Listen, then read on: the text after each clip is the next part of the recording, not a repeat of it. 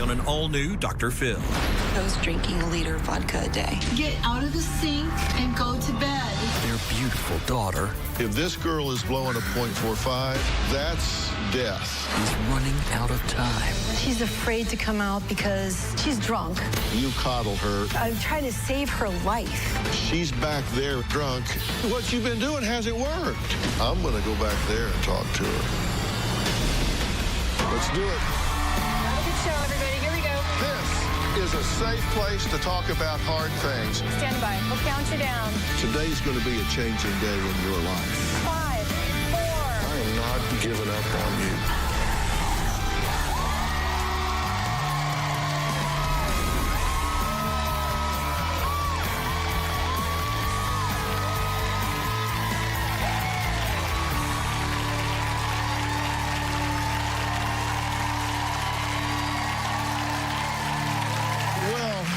Let me just tell you straight up, today we are leaning into a life or death situation. Something absolutely has to be done and done today. No, go to bed. Oh!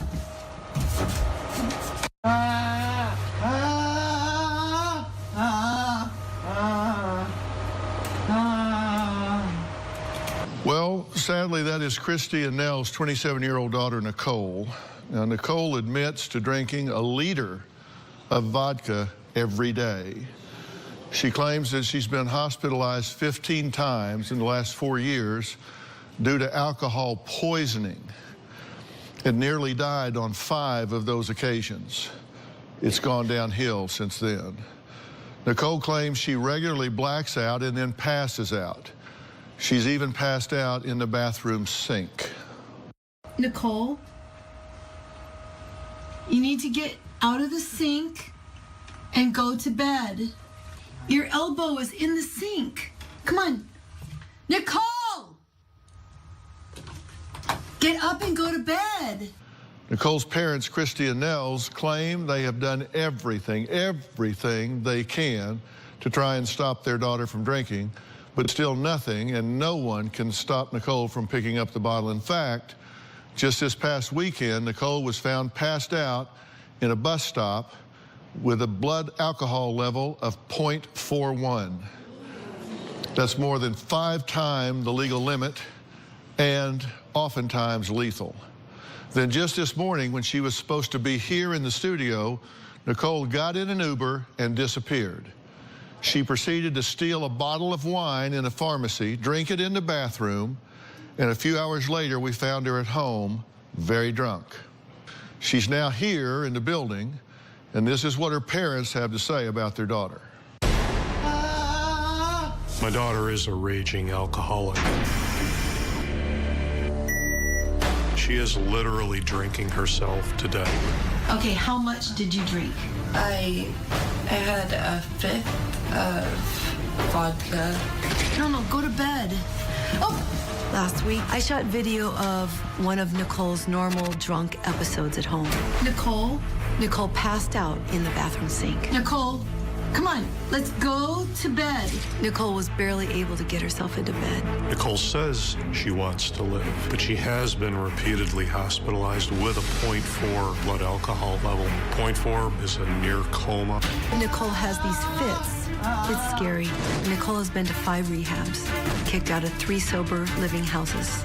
Nicole has been through several medical detoxes and relapsed within 24 hours. Over the last 5 years, we've spent over $20,000 helping her out. We've blown through every dime of our retirement.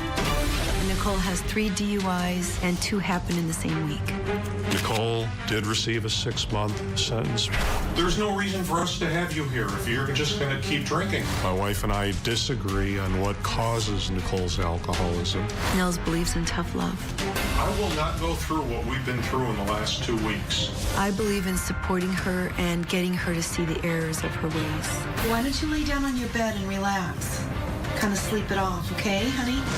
There's a choice involved in drinking or not drinking. He's ready to call it quits. I feel like I'm the only person fighting for Nicole. If we don't get help, she will die. Okay, Nels, I'm glad to meet you. Sorry for the occasion. Wish we were talking about something else. Thank you. Drama today, right? Yeah, this morning. Well, that chair is empty right now because Yeah. your wife is backstage with her. She ran off this morning, right? Correct.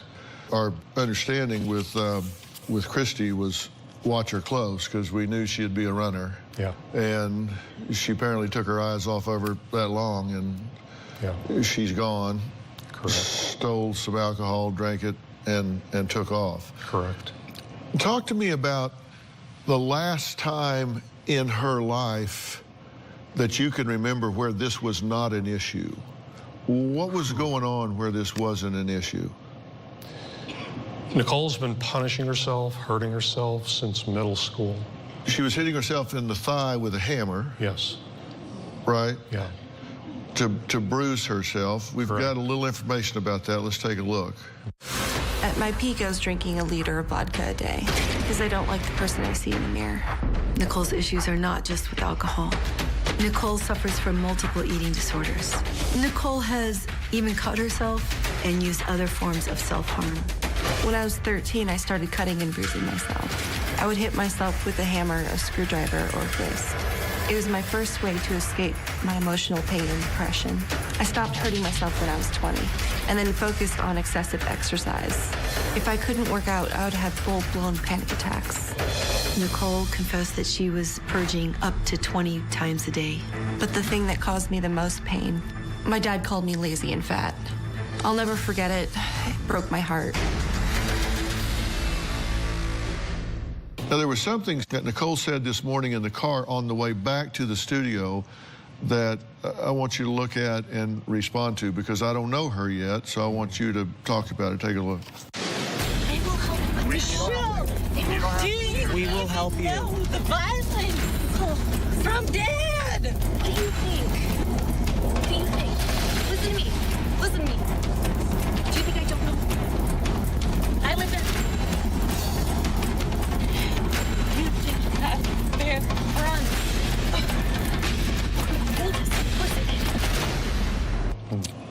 What are they talking about? You'd have to ask Nicole and Michelle because there's been no violence. She's saying, you don't know about it. I had to bear the brunt of it. Bear the brunt of what? Please ask Nicole and Michelle. Nicole says she's an extreme alcoholic who drinks a liter of vodka a day and admits to driving drunk at least 20 times. Who knows? She doesn't know, but that's just what she says. All because she says she hates herself and who she sees in the mirror when she takes a look. Now, we're going to talk to Christy after the break and see what condition Nicole is in.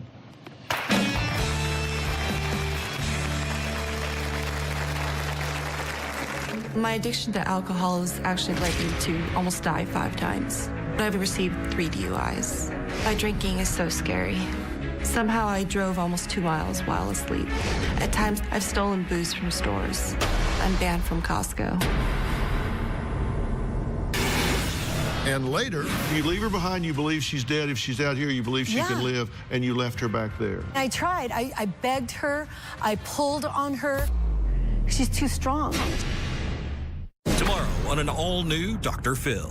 She went from good girl to this. We did not raise a gangster. Involved in a drive-by. My friend got shot in the head. I took my friend's bag. There was a gun and drugs in there? I'm no thief. Aren't you on probation? Yes. Well, that sounds criminal. This is just who I am. But you're not tough. Dr. Phil could beat you up if he wanted to. I think I just got insulted. That's tomorrow. Go get the breathalyzer.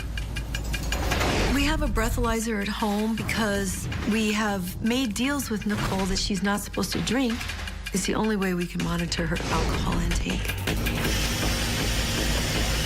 This past weekend, Nicole blew a .31. Nicole insists she hasn't been drinking, and yet we can smell it. She can't argue with a breathalyzer. Well, Christy and Nell say their 27-year-old daughter is an alcoholic who has been on her deathbed at least 5 different times. Now, she's been hospitalized a lot more than that. Now, Nicole admits she has a drinking problem. Her reason?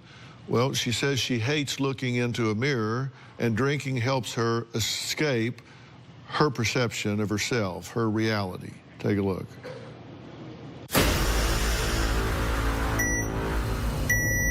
My addiction to alcohol has actually led me to almost die 5 times. Oh! Please, go to bed. I'm manipulative, a compulsive liar, and completely self-destructive. I started drinking when I was 15 years old. In the past 4 years, I've been to the hospital 15 times. At my peak, I was drinking 1 liter of vodka a day. I typically drink in bed, and I almost always black out. When I drink, I become a compulsive liar. Did you say you were under a doctor's care? Okay, that wasn't true either. I recently lied to somebody about being in physical danger from my dad. I told someone that he was threatening to hit me with a crowbar. My dad wants to prosecute me for slander. This past weekend, I passed out at a bus stop. Someone called 911 and I woke up in a hospital. I've been to rehab 5 times and nothing has worked. I've driven under the influence of alcohol at least 20 times. But I've only received 3 DUIs. My last DUI was just a week after my second DUI. I've blacked out at the wheel. Somehow I drove almost 2 miles while asleep. You need to get out of the sink and go to bed. At times I've been so desperate for a drink. I've stolen booze from stores. I'm banned from Costco. My relationship with my parents is deeply damaged. Even though I've caused my family pain, my mom has always been in my corner. My dad is the opposite. He slapped me and has been emotionally abusive. I've been afraid of my father my entire life. My alcoholism is a life or death issue. Well, Nicole's mom, Christy, is joining us now. Nicole is still backstage. You've been dealing with this all this morning, since very early. First off, what's going on backstage? Well, she's afraid to come out because she is tipsy and she feels like she can't speak. What do you call tipsy? Well, she's drunk. She's drunk. I don't know how much she had. She's slurring her words. What's your general approach to handling her? Okay, so... 'Cause you two seem to differ. Oh, yeah. First of all, I want to say if something's not done immediately, she's going to die. And that's the first thing I want to say. Second thing is, I actually have a question for you. If a person has a mental illness and they have a disability and they're acting out, what percentage of it is a problem? Is it the responsibility of the person or the mental illness? Because my husband seems to think that it's all 100% Nicole's responsibility. And he's blaming her, and he gave me an ultimatum, gave Nicole an ultimatum today. He said, that's it. I'm not dealing with this anymore. And he says, I'm not moving out. That implies that we have to move out. Mm-hmm. And you're shaking your head no while she's saying this. That's not your position? That's out of context, but the fact is I cannot, something has to change. We can't keep living this way. We can agree that your daughter is really facing a life-threatening disorder here, whether we call it disease, whatever we call the origin. She is in a life-threatening situation. Yeah. I mean, she could die today. Yeah. Tomorrow, you can be at the funeral home and picking out a casket for your daughter. It's that real. Do you get that? Oh, yeah, absolutely. Yeah. If this girl is blowing a 0.4, a 0.41, a 0.45, that's death. I know. I thought she was in a coma when I saw her on Saturday. Yeah. Well, she probably was. 0.4, which was just the last few days, increased respiratory difficulty, decreased heart rate, possible probable coma, death, possible death, probable death is coming up. I mean, this is serious. Yeah. She also has mental illness on top of this. We got to take a break right quick. When we come back, I want to talk to you about the difference between the irresistible impulse and the impulse not resisted. Christy admits she's paid $5,000 to bail Nicole out of jail, washes her dishes when she's been too intoxicated to do it herself, pays for her groceries and medical bills. Is this contributing to her addiction, or is it helping her stay alive until they can find an answer? We'll discuss all that when we come back.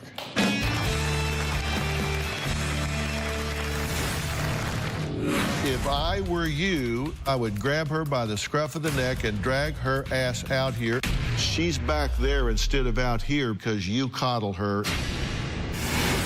And later, how drunk are you right now? I drank a bottle of wine. How are you feeling? Pretty ashamed. If I don't stop, they will die.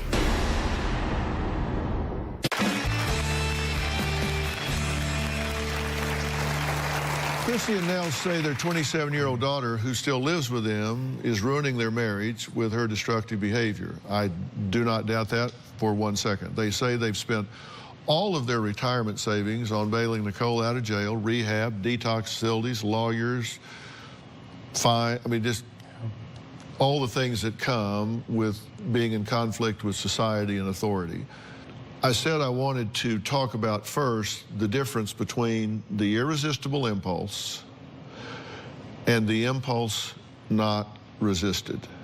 An irresistible impulse, which it was beyond their control to do what they did or not do what they didn't do. I mean, was it just out of their control?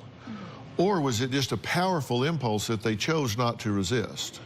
Okay. Now, is your theory that when she walks into a store and steals vodka and goes in the bathroom and drinks it, or steals wine and goes in the bathroom and drinks it, or gets in her car drunk and drives, that she doesn't know that that's wrong? I wouldn't say that. Okay, then that's an impulse not resisted. Is that an easy choice for her? Absolutely not. And if she is in a manic phase of bipolar 1, then her ability to modulate her impulses is greatly diminished. But I'm telling you right now, she's back there instead of out here because she knows she can get away with it because you coddle her, in my opinion.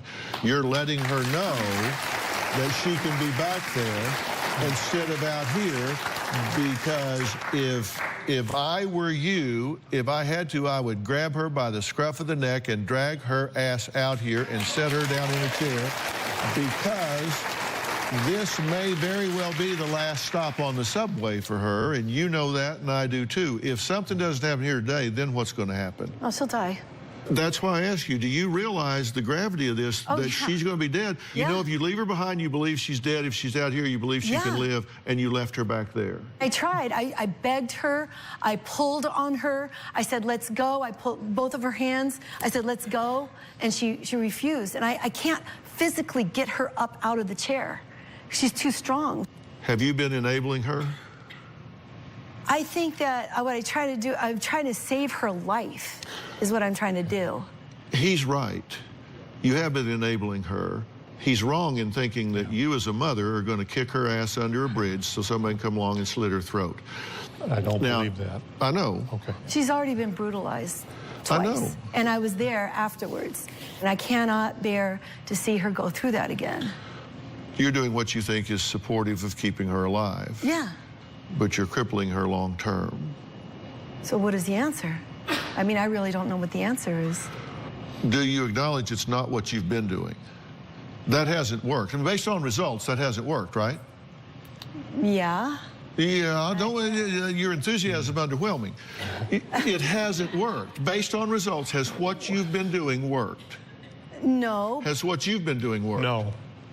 So, I mean, just based on results, I'm not saying I have a better answer. I'm just saying, can we agree that what you've been doing hasn't worked? Yeah, because, you know, it's... She's faced in the hallway. Yeah. What you've been doing hasn't worked. Yeah.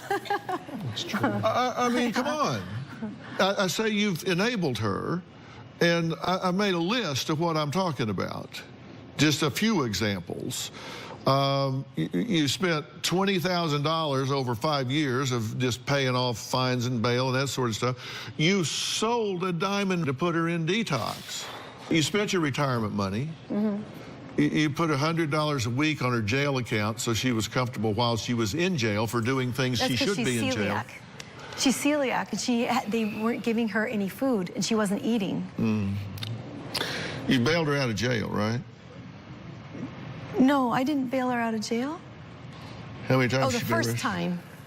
Probably the first time, yeah, first time. I did. Yeah, there is that. Okay, sorry.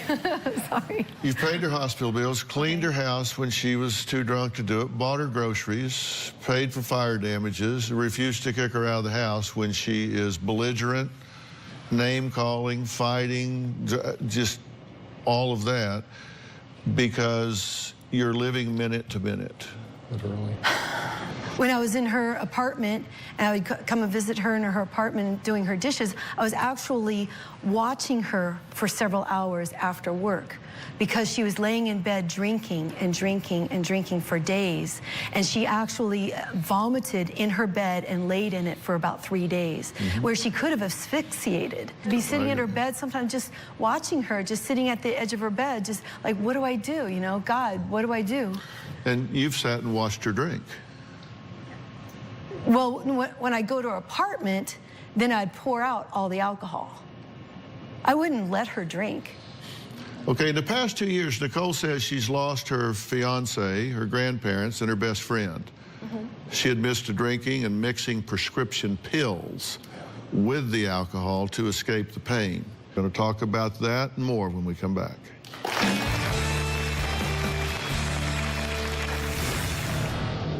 Being sexually assaulted in the past has caused me to drink excessively, and it's caused a lot of emotional pain. Nels and I have alcoholism on both sides of our family. I've been sober for 36 years. We both decided before we had kids we would not have alcohol in the house. We've stood by that family rule. My wife and I have made it clear to our children from a very early age there would be no alcohol in our home. We don't serve alcohol to guests. I have the same expectation of my daughter. It's ironic that today we have a daughter who's drinking herself to death. Well, Christy and Nell say their daughter was only 13 years old when her path to self-destruction began. Since then, she's been cutting herself. She's been purging, sometimes as much as 20 times a day. She's been hitting herself with a hammer. Now, when Christy referred earlier to Nicole being brutalized, here's what she was talking about. Being sexually assaulted in the past has caused me to drink excessively, and it's caused a lot of emotional pain and anguish in ways that I can't quite describe. I don't think Nicole can just stop her compulsive behavior. When she went to college, she had a lot of sexual partners with men and women. The guilt over those experiences caused her to purge a lot, about 20 times a day. Nicole's alcoholism is rooted in all her mental illnesses and compulsions. You add that on top of everything else, and then her boyfriend, she not long ago lost him. He was having serious liver problems, and he died, alcohol-related. So she has that loss. Correct. So I look at this, and have you made mistakes along the way? Of course you have, and you want me to tell you why you have? This is way above your pay grade. Right. I'm going to go back there and talk to her. And I don't do that.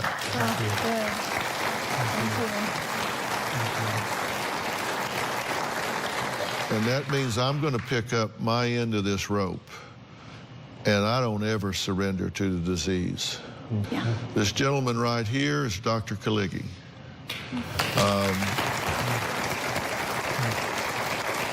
When I saw how much she was spinning out of control this morning, I called Dr. Kaligi and I asked him, and he dropped what he was doing and drove an hour to get over here. Dr. Kaligi is the founder of Creative Care, and Creative Care is a dual diagnosis treatment center. It's in Calabasas. It's an intimate 6-bed facility. It's just a beautiful, beautiful place. And when I say dual diagnosis, these are the folks that understand that if you don't deal with the depression, if you don't deal with bipolar, if in fact that's the case, and I'm not sure that it is, But if you don't deal with those issues while you're dealing with the addiction issues, you're just wasting your time, because one will trigger the other, and then this will trigger that. If you don't deal with them both at the same time, you're wasting your time. This clearly is a comorbid situation. Would you agree?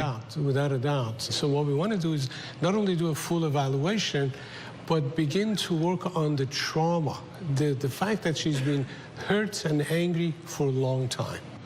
And I think for the first time, she's going to have the opportunity to get the right kind of treatment.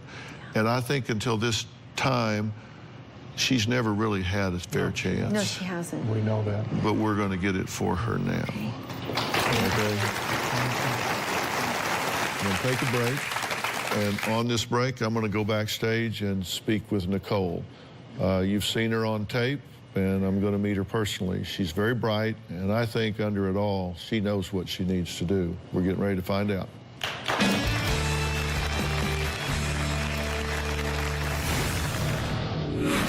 I'm starting to feel the effects of withdrawals right now. I don't want to die. Tomorrow on an all-new Dr. Phil. She went from good girl to this. This is just who I am. But you're not tough. Dr. Phil could beat you up. I think I just got insulted. That's tomorrow.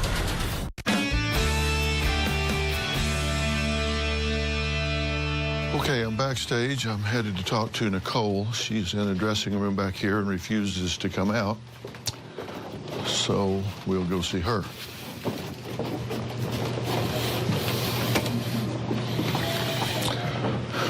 Hello. How are you? How are you feeling? Well, pretty ashamed. What are you ashamed of? Well, I drank this morning. How drunk are you right now? I drank a bottle of wine. Did you feel better physically after you drank it? Were you starting to get in withdrawal? Yeah, and I'm starting to feel the effects of withdrawals right now. Mm-hmm. You've been in rehab 4 or 5 times, 5 or 6 times? Mm-hmm. A lot. You've been in the hospital 15 times, death's door 5. My question for you is, what do you think's going to happen if things continue the way they are? Well, I know it's pretty inevitable that if I don't stop, that I will die. Were you engaged? I was. He was a drinker? He was. I met him in rehab. Mm-hmm. Liver problems? Yeah. 20% functioning. Mm-hmm. It means your body's poisoning itself, and it is a horrible way to die. Yeah. And you've been close to doing that yourself, right? Mm-hmm. Does part of you want to do that? No, I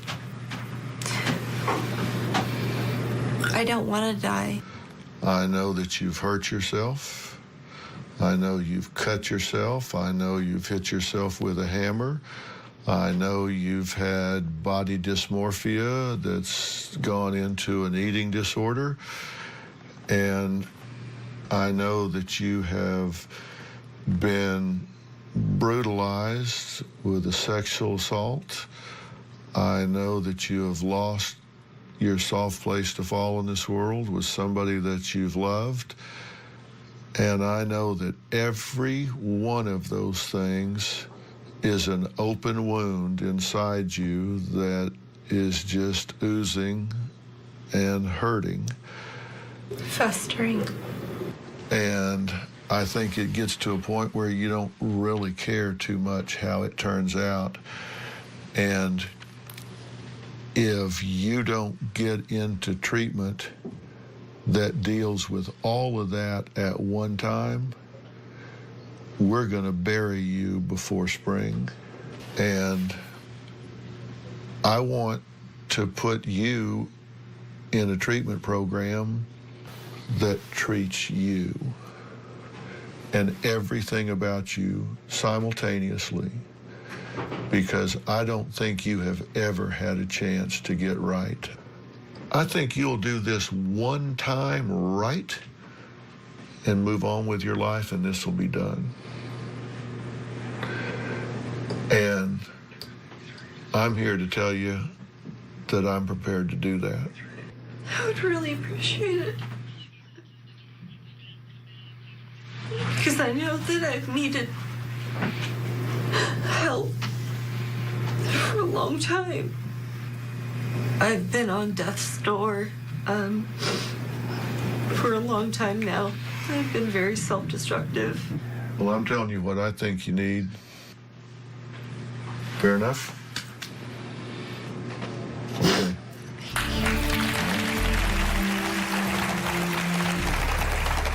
If you're going to be in the Los Angeles area and want to watch a live taping of the Dr. Phil Show, call 323-461-PHIL or visit drphil.com. Tickets are free, and I hope to see you soon.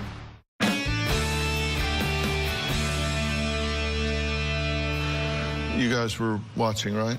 I watched her face. I really believe that she will go for it and that she wants to get help.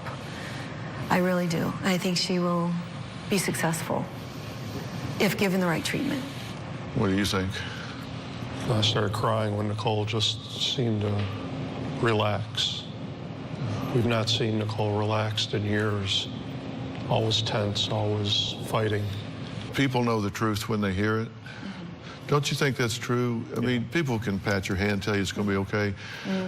But I think people know the truth when they hear it. And I think she knew this was the truth, that she had to do all of this. And, you know, she said these things are festering inside her. And I don't mean to be critical of what's happened before or really talk about the futility of it, but I don't think she's really had a shot before this. I think it's been good faith efforts, but I just don't think that the scope of what needed to be done has been addressed. Absolutely. And if I do say so myself, I think I get it. I think I know what she needs, and I think I brought in some heavy hitters, and I think we can put something together that's going to make a difference.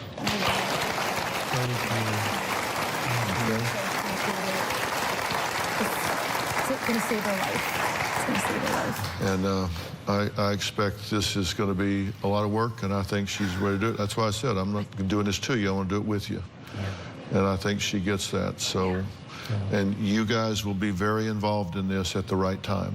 Okay, good. Okay, and they'll talk to you about family dynamics, and we'll get through all that. But that'll be a while. Okay. Right now, the first thing we got to do is, like I said, we want to find out where she is. I mean, neurologically and biochemically and hormonally, and it's, if you unscrewed the top of her head and looked in right now, it'd scare the hell out of you.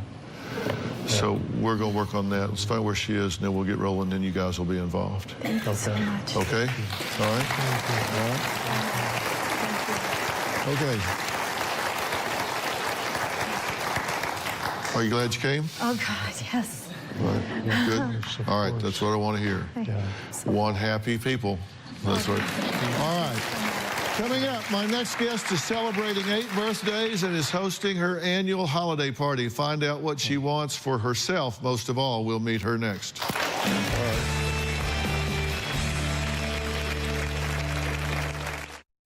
Well, the holidays just days away, and no doubt your social calendar is already filling up. But for my next guest, Rosh, this time of year is particularly stressful. Not only does she have holiday events, get this, she has 8 family birthdays between Thanksgiving and Christmas. 8! And Rosh says she needs lots of help to get party ready. Take a look. The holiday season is my favorite time of year. I have a huge holiday event coming up. It's my annual ornament exchange party with all my girlfriends. Everyone brings an unmarked ornament, but really it's not about the ornaments.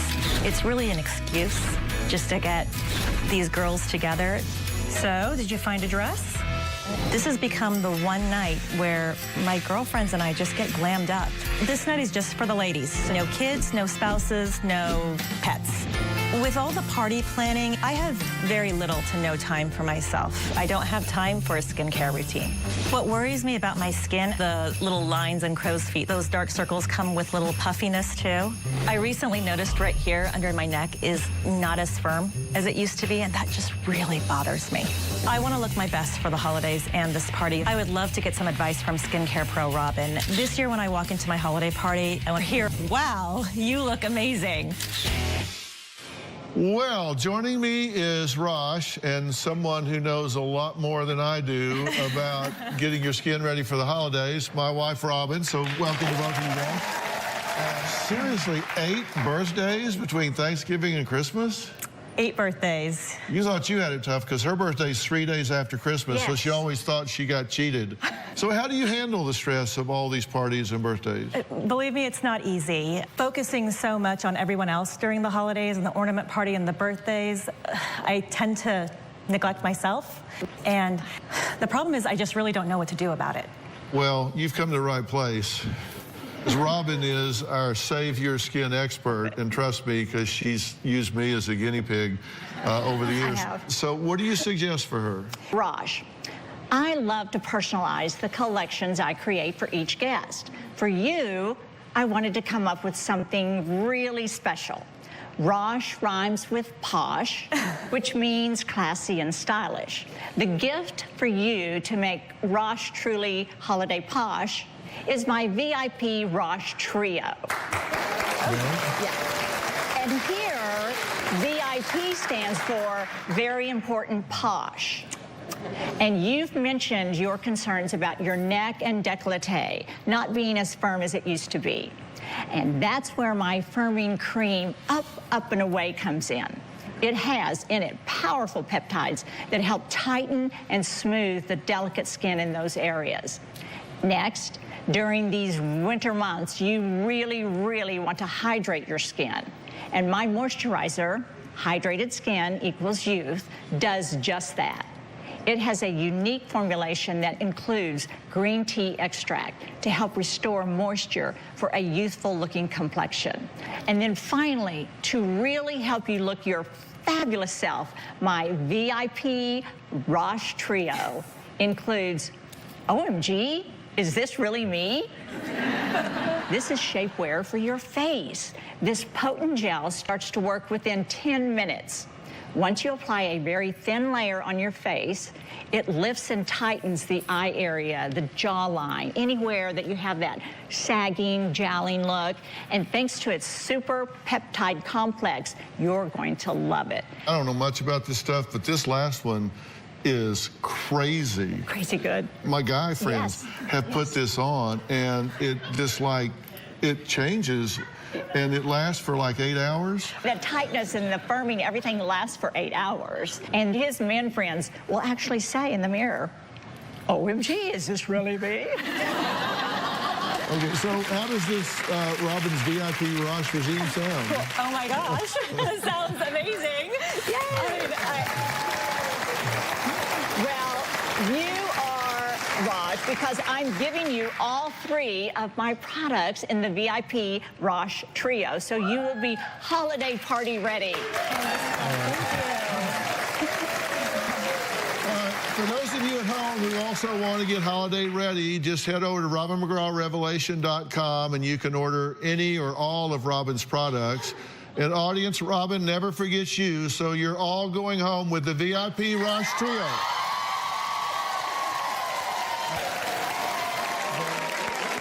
Rosh, you said because you have so many events and parties during the holidays, you neglect yourself. I strongly encourage you and all women to put yourself first. Take care of yourself so you can take care of others and those you love. And Robin actually created a physical reminder for women in her life and even patented it. It's her beautiful bow ring. I wear my bow ring every single day because I do believe in taking care of myself and not feeling guilty, instead celebrating my decision. And Raj, I want you to do the same. So I'm giving you one of my bow rings. Thank you. And yeah, you guys guessed it. You're all going home with your own bow ring. Okay? But wait, I'm not finished. Especially during the holidays, I love lighting candles around our home. They can make any room more festive. There's one candle in particular that I designed and named From My Heart to Yours. The top two notes are Blooming White Rose, which was my mother's favorite scent, and Evening Jasmine, which blooms right outside our kitchen door. This candle has a really special meaning because 100% of the net proceeds from the sale of this candle go to When Georgia Smiled, which is Robin's foundation to help women, children, and men live healthy, safe, and joy-filled lives. She supports shelters involving domestic violence and sexual assault. Rosh, I want you to enjoy the amazing scent of this candle, so I'm giving you one, as well as everyone in the audience. All right. So you can find all of Robin's products, including her From My Heart to Your candles and her bow ring at robinmcgrawrevelation.com. And by the way, this bow ring ships worldwide, so fellas, let her know she's first on your list too. It makes a great holiday gift. And Raj, I hope you and your family have a wonderful holiday season. Okay. I want to thank all of my guests today. We'll see you next time.